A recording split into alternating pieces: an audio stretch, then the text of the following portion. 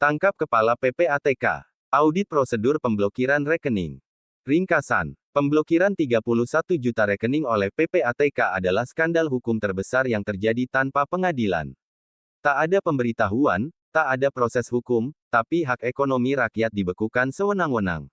Presiden pura-pura tidak tahu, Kepala PPATK berkelit, sementara rakyat dirampas tanpa perlawanan.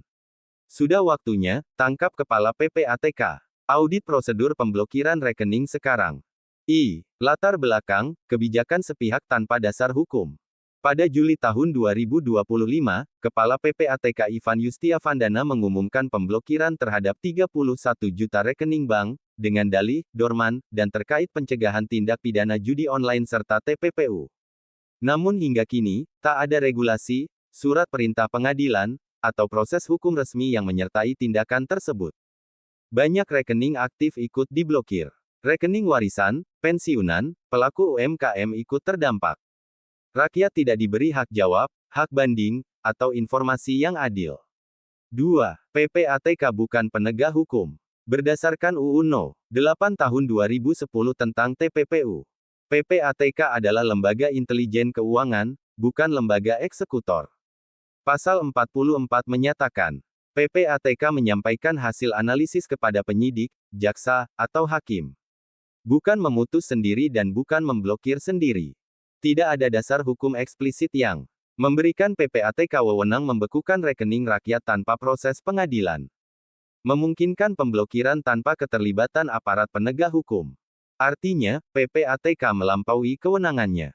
3. Unsur tindak pidana oleh Kepala PPATK. 1. Penyalahgunaan wewenang Pasal 3 UU Tipikor. Menggunakan jabatan untuk merugikan rakyat secara langsung. 2. Perampasan hak milik KUHP Pasal 362 Jo. 406. Menguasai akses ekonomi orang lain tanpa dasar hukum. 3. Pelanggaran hak konstitusional warga UUD 1945. Melanggar hak atas properti Pasal 28G. Hak atas pekerjaan dan usaha Pasal 27 Ayat 2. Hak atas perlindungan hukum yang adil Pasal 28D Ayat 1. 4. Presiden tak bisa lepas tangan. PPATK berada langsung di bawah Presiden, sebagaimana tertulis dalam UU TPPU Pasal 39.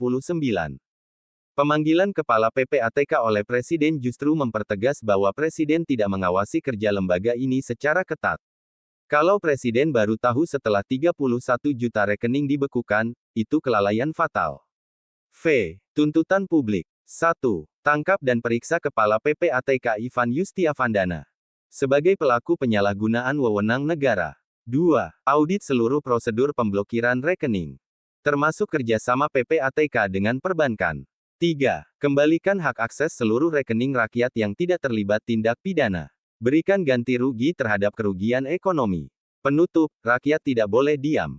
Jika uang rakyat bisa dibekukan tanpa hukum, maka siapapun bisa jadi korban berikutnya. PPATK tidak boleh menjadi penguasa bayangan sistem keuangan negara. Negara hukum harus tunduk pada proses hukum. Tanda hubung.